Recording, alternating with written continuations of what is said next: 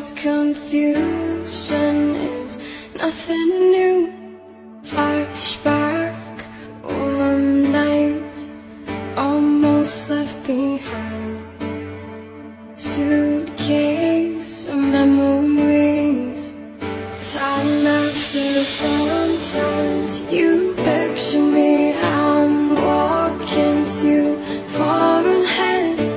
You're calling to me. I can't hear what you said. You say go slow, I fall behind. The second hand unwind. If you're lost, you can look and you will find me. Time after time. If you fall, I will catch you. I'll be waiting. Time after time. Time after time. Time after time. Time after time. Time after time. Time after time. You say go slow, I fall behind. The second hand can happen.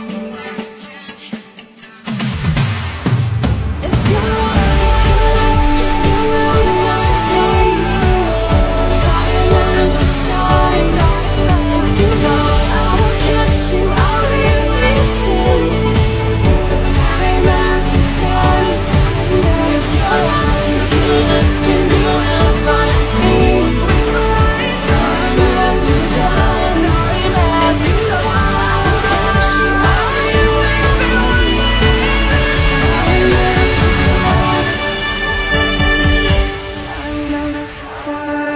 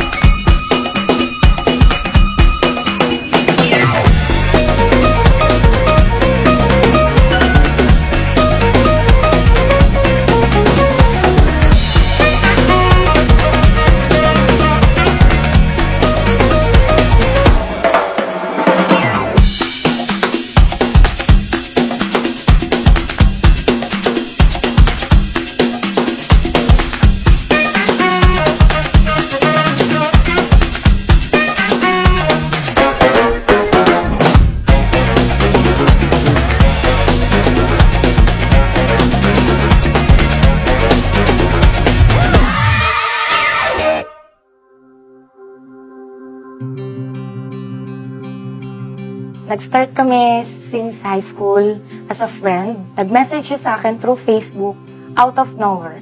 As in, hindi ko siya kilala nung high school. And then, my friends, my high school friends, sila yung nag-introduce sa akin kay James. Dahil high school heartthrob si James that time.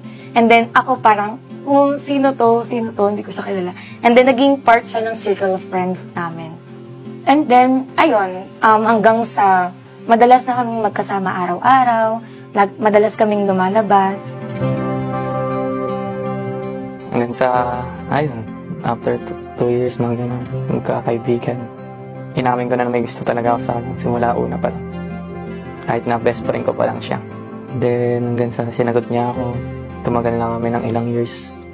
Hanggang sa nagpropose, ayun, eto ako ngayon, nandito tayo ngayon. Thank you! Very demure. Very humble ng box. Thank you. Very demure, very classy. I love you!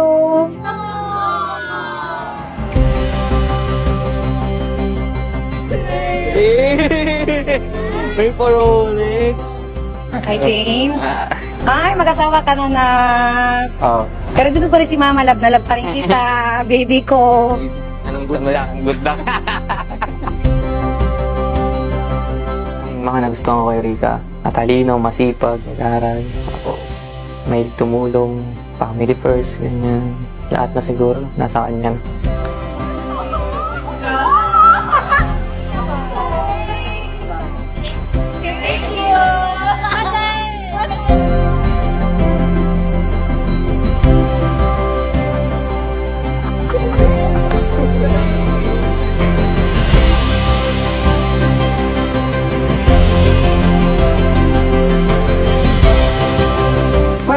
love is being a selfless person. Kasi, si James, siya yung taong hindi niya iisipin yung sarili niya. Uunahin niya ako. Pagdating naman sa mga opportunity sa buhay, nandyan siya para, sige, kaya mo yan. Susuportahan niya ako kahit na doubtful ako sa sarili ko na hindi ko kaya. Pero nandyan pa din siya. Nandyan pa din siya para sabihin na hindi kaya mo yan. Alam kong kaya mo yan. At alam kong ipapasa mo yan kahit anong mangyari. Ilang taon mong inantay ang pagkakataon na to at ngayon ko lang bibigay sa'yo dahil alam kong panininigan at kaya ko na. Kaya ko nang ipasa lahat ng problema ko sa'yo. We've been together for 8 years at doon nasubok ang isa't isa, legit, through ups and downs. We've been separated for almost 2 years. Dami nating iniyak at that moment. Daming regrets, daming what-ifs, at ang daming realizations. You're still the person I planned my future with. You were my home, my comfort zone, and my shoulder to lean on. Pangit, ay baw na sa oras na mukhang hindi na kaya. Kakayanin ko. Whatever it takes. Basta, ikay yung ginhawa ng buhay mo. Mawalan na ako, magkaroon ka lang. Maging malungkot na ako, basta masaya ka lang. Kahit sa dalas ng away natin, tandaan mo, ikaw pa rin pipiliin ko. Sa bawat patak ng luha, sa bawat kalungkutan na maaari natin maranasan. Tandaan mo na ikaw pa rin ang pipiliin ko. Dahil ang pagmamahal ko sa'yo ay hindi magbabago. Gagawin natin pangarap. No, pangarap ko. Kung saan ka, dun ako. I love you.